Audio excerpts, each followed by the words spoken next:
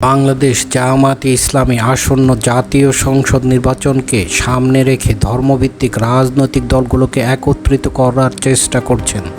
তাদের মূল লক্ষ্য হলো নির্বাচন কমিশনে নিবন্ধিত ইসলামী দলগুলোকে একটি প্ল্যাটফর্মে নিয়ে আসা।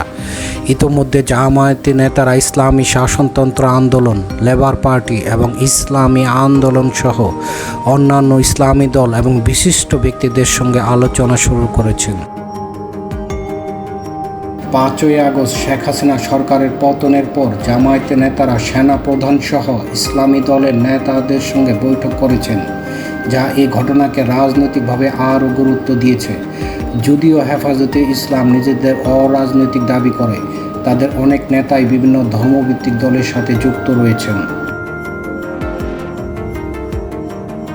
2022 সালের ডিসেম্বরে বিএনপির 20 দলীয় জোট ভেঙে যাওয়ার পর থেকে বিএনপি এবং জামায়াতের মধ্যে কিছু দূরত্ব তৈরি হয়েছে।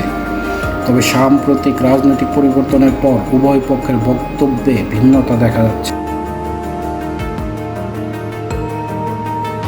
যদিও জামাত এবং অন্যান্য ইসলামী দলগুলো আগের নির্বাচনে তেমন সাফল্য অর্জন করতে পারেনি, তবে বর্তমানে আওয়ামী লীগ মাঠে সক্রিয় না থাকায় সুযোগ তারা কাজে লাগাতে চাইছে।